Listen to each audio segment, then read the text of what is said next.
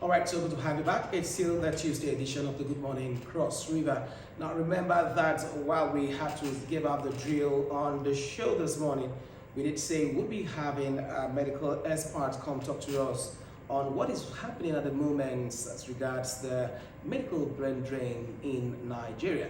And I'd love to, before I introduce our guest this morning, I'd love to start with this quote from the Premium Times, and it says, Nigeria has produced almost 4 times the number of doctors it has, but a large number of them have relocated abroad. It's on that note, I'd love to introduce to us Dr. Innocent Abang. He's the head Department of Orthopedics and Traumatology, and also the immediate past chairman, Nigerian Medical Association Cross River State Chapter. So good to have you, Doctor. Good morning. Thank you for Good having me. morning, Doctor. Doctor, you got that quote that I put out there from Premium Times that Nigeria has produced almost 4 times the number of doctors it has, but a large number of them have relocated abroad. Let us look at why. Yes, I always start by saying whenever I talk on this topic, people go to where they are celebrated and not where they are tolerated. I think Nigerian doctors have been tolerated in Nigeria. And so the other climes where they are celebrated, they naturally gravitate to that side. So right from the outset, and I say from the medical school, the doctor or the medical student, when he finally graduates, I've always remained an endangered species in Nigeria. Apart from the petty jealousy in medical school where you're given some little preferences that be taken by a car to your clinical area, given hostels where they don't have, it has always brewed some things. And I see some legislation, I see they are targeted to doctors. And so now the doctor graduates from medical school, he thinks he's going to offer his services to Nigerians. And then you get to the hospital, environment is not conducive, there is in-house fighting, no provision of basic facilities, poor remuneration, no future for even his children to be born. And then a man sits where he's given a beautiful olive branch somewhere.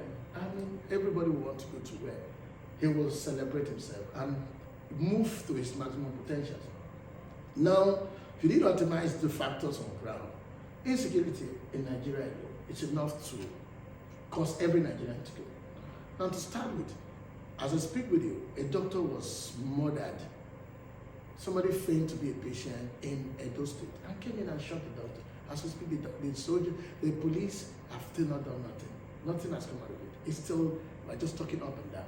I mean, would you want another doctor or even an assistant in that hospital to keep staying there when he has a better chance to go out somewhere? Then look at the remuneration, poor and terrible. If you weigh what we're hearing from the House of Rep, if you weigh what they're saying, if they give them just the allowances to the doctor, every doctor will stay back. Then you look at also the place you work in. You get to, I'm a surgeon, you get to theater, you are so hard. In the morning you come with that enthusiasm, you want to just operate. That's your fault. That's your profession. And so there's a passion. You get into, oh, this is not there because the government is not funding the hospitals. So you don't expect even the management to do super things because they are trying to strive for pulling water out of the rock by all means. And so it's difficult for the man to work with the passion he wants to work. So you look at all these factors. The man sits down, then he looks at the future. What does the future hold for me for this? I mean, this is a vicious cycle. Keep going around it. So will you continue to stay? I would say some of us are here because of some other reasons. Given by the things you see, you don't have any reason to be here. Right, doctor, you make it sound like being a doctor in Nigeria is the worst thing that could happen to any other person, especially, Nigerians here in the country. But is it not also true that most of these doctors who relocate also face different challenges, if not worse, from this other area? Or is it because of the financial benefit of working in places that seemingly provide better medical facilities, and so it's okay to just hold it in whatever challenges you're facing because the remuneration is better from their end? Well, you say they face challenges, but if you say if not worse, but if there's anything called worse, it's only in Nigeria. They can face challenges, but it's not comparable in any form to what you have here. But we still have doctors in Nigeria. Yeah, that's what I'm saying. Every one of us staying back. There must be a reason. I'm a pastor. I'm pastoring a flock. And so the passion to preach the gospel and stay with my people probably keeps me behind. Ordinarily, I don't have any reason. I'm telling you the truth. I don't have one reason to stay back. If I tell you, I was in US one time. The celebration of just being a doctor around people alone is something to keep something. We were in a mall and I was just introduced as a doctor. You need to see how everybody turns around.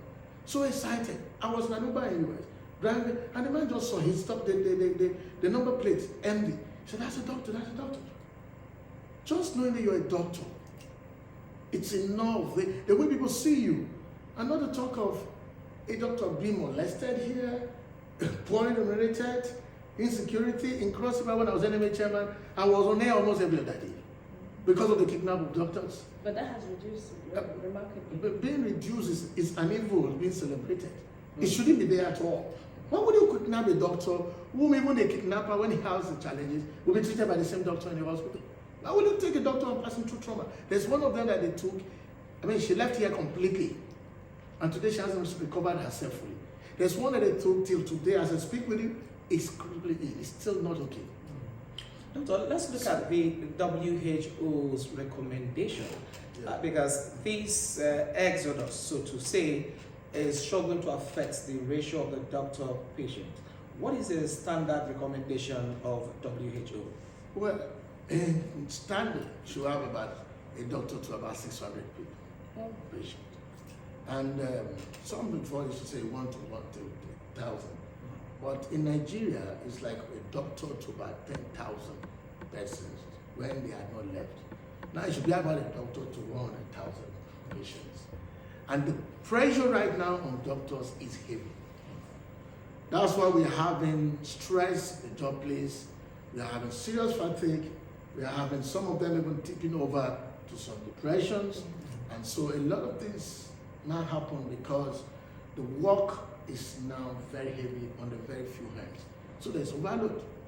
And so, it's not just the doctors that are moving. That's what baffles me when they seem to send their searchlight on the doctors. As I speak, in the hospital where I work right now, almost 70% of the nurses have also left. And I'm sure if you're using your internet banking, you see that you don't even have your internet banking working smoothly because also the ICT people have all left.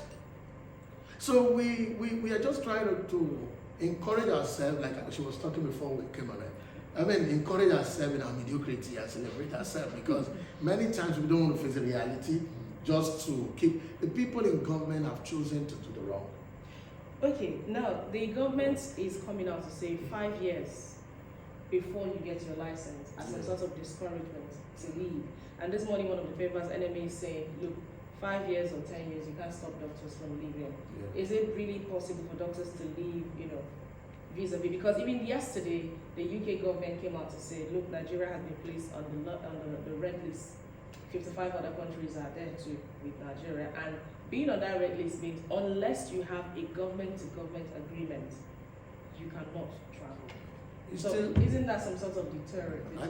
I think UK government is just trying to put a facelift for themselves because they know how much need they have for the doctors. If Nigerian doctors, they'll go there with their health insurance scheme. Like I said, health insurance scheme naturally causes a kind of subsidized medical services, and then it gives room for many patients to go towards the hospital. And so for you to have a barrage of patients before you need sufficient manpower, which UK doesn't. And generally in the world, a lot of people are not studying medicine. It's been proven by the Guinness Book of Record that it's the hardest course to study. You study several courses in one. And so many people, you ask yourself, what is the reason for this stress with little remuneration and exposure to unnecessary hazards? And so they will continue to have a reduced workforce, and they will keep looking for the workforce. The red list they are placing is just for them to make themselves happy. They will go through the back door. Maybe they want to satisfy the Nigerian government, who probably come through the back door to tell them, you're doing us much harm. And they want to maintain the normal diplomacy and diplomatic relations. So they will come out to say that. But as I speak with you, as you're talking to the doctor in the morning, you're not sure you're going to see him in the evening. But don't you think too that in as much as, yes, the living conditions are not good, what should be done? Because we shouldn't celebrate the fact that the best hands we have are living. Yes, the condition is not conducive enough for them, but what should be done now to ensure that the conditions be made conducive for doctors. You remember the strike that was held last year? I mean, we haven't forgotten that also. So what should be done to keep these doctors in the country? It's very simple, which they all know. Now, somebody among them, after they raised the bill of 5 years before, there was a counter bill. And the person said, just give each doctor 1 million, they will all come back.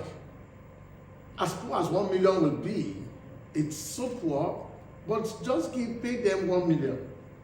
I tell you, a lot of people will stay back. They will manage this bad condition because, I mean, we all go to the same school, and your expectation when you see a doctor, your expectation of him financially is higher.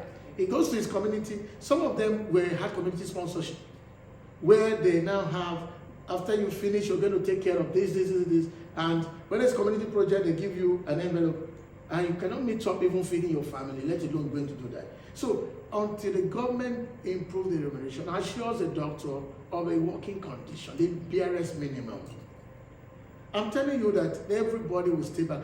I've been outside the country severally, and I can tell you nobody is so excited being out of your home. You are given the second freedom. You are not the real person. So when you go there, no matter, even those in UK will tell you, as you walk in, there's a picture. A lot of them that were in Saudi, some have even come back. It's you are not celebrated that much as you think, because it comes to a point that people are, I mean, you are just here to rip us off. We are doing you a favor by being here, even though they know that you're doing them a favor. So many times, when you see the Nigerians in diaspora fighting, as we were saying in the last election, and speaking so painfully, it's because they want to come home. There's no place like home. But when the home becomes a den of lion and evil, then you have to find a place even on the rock to stay. Dr. Obang, let's quickly look at that bill again, which has gone past the second reading. Now, let's place it side by side with the international labor law. Is that not an infringement on the right of medical doctors? Which that's actually an infringement. And there's no place in the world where a man is being trained by international labor laws where you now put a caveat on his movement or his practice of his own profession. So you cannot stop anybody to do that. Even if you bonded a person, you bond him for a point.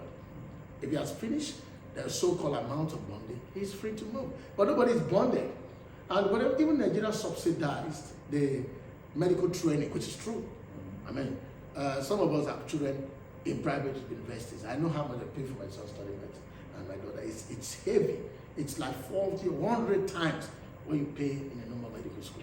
Now, when you look at it from that aspect, okay, you are subsidizing the medical training. You do it at cost board. It was not a selective thing for the medical student alone. Every other part of training in Nigeria, it's subsidized. So you can't say because you did that. I mean, if we say we are subsidized, the money stolen by the government officials alone, it's enough to sponsor even free medical training, free any profession. Because they have so much money. When we hear people keep 22 billion from what we read, I mean, you can imagine, 22 billion, give every Nigerian 1 million, they will still have change. And so you tell us you're subsidizing things for that, you want to change people. No, you cannot. By labor laws, you can't do that. And so it's ignorance becomes an abysmal picture for a person in the House of Rep. It's terrible for you to hear a person who is supposed to have knowledge of the law to stand up and begin to make such a bill and suggest such things that are so absurd. Do you think, since bills like these are made, there are also opportunities for CSOs, different organizations to come together and put their heads on the ground and ensure that the bill is properly, assigned?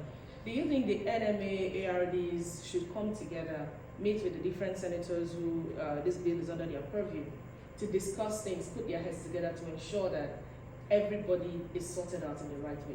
Yeah, we've had several sessions. As I speak to you, the national president of Nigerian Medical Association is always in discussion with the men in the House of Rep. But some months back, we were all together there. There was a bill that was passed some time back, always very repugnant things that we had to go there to quench that early. This started again. They've always had some conscious bills that are anti-human. And so most times we go there, we talk about them. We also meet, there have been a lot of advocacies, diplomacy with them, discussions, always telling them they are better thing to do. There was someone in Nigeria, one of the House of Rep from Northern Cross River, that came on air sometime and was saying some strange things about medical negligence without knowledge of what medical negligence was. I had to refute some of those things on air because you are expected to be knowledgeable enough to know the basis before you begin to propose a bill. You should know these are labor laws, these are basic fundamental human rights. Before you now come and say we're passing a bill, and I was so happy for the man who countered the bill. He was more knowledgeable, he was sound, and he was looking for the position of knowledge. He had a child in the medical school, and he understood how much he was paying in the private medical school. And I was asking the man, okay, if my son finishes, are you telling me that I'll keep him here because of your obnoxious bill and all that, to tell the child you're not going out of this place for 5 years because I've caged you? What I'm asking is something like this: if it doesn't end favorably for the doctors, we tend to see strike actions taking place. And from the last strike action, we will not want the doctors to go on strike again. Yeah. So that we are sure that steps are being taken in the right direction to prevent that strike action. Yes, you can't. Where strike actions are like the last resort for the doctor. It's like when you are speaking to the blind. I mean, you're speaking to the deaf. It's like you're a madman because it's not hearing you. So you have to use sign language. So strikes are like sign language to deaf people. When the government becomes deaf, so you have to use sign language. So we need to stop it from getting to the sign language. So most times negotiation goes on until we see that the people have become deaf. So we use the sign language. Let's look at the issue of the impact this brain drain brings on Nigerians. Because for the high and mighty, the politically exposed could just get a private jet and they're out of the nation to get themselves treated. But let's look at the common Nigerian, the impact this will sure have on us. For sure. I expect Nigerians to wake up. There is a level of docility in Nigerians that is promoting this evil by the elite. And unfortunately, one of them has been caught in the web in UK. So they say you point out fingers, the other ones are on you. So we see that the poor masses are the ones that suffer. As I speak with you, I have a case I'm running. A cousin of mine came for the Easter to the village and got into a very serious medical condition. I was on phone trying to manage it with a hospital that's supposed to be in the village area. I mean, built by another private doctor.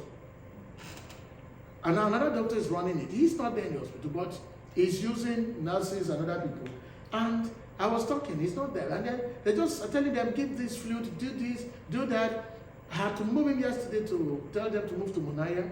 They went to the Monaya, no specialists. You only have young doctors who are practicing there. Sometimes some come for some in-training from Ebonyi State. So you see, from Odupani down to Baliko, you don't have a specialist. Now, when you look at that paucity of specialists, that's even at the higher level. The basic doctor to be in a general hospital, the whole of Ogoja has about 1 or 2 doctors in a general hospital. You go to almost all the general hospitals, some of them don't have, they just have 1 doctor. So, and the 1 doctor they have, some are living. So as I speak, I don't know whether they still have one doctor in each of these general hospitals. So who's suffering? Your auntie, your mother, your sister gets into labor, she's already on a death sentence. Most normal pregnancies are normal, most of them. But that 1 to 2% that have some complication will eventually result in death of both mother and child. They're losing 2 people. This person that came home, maybe you have a diabetic crisis, hypertensive crisis. I have a cousin that was buried yesterday, came from, Kaduna, came on Christmas Day. Died there from a sudden attack.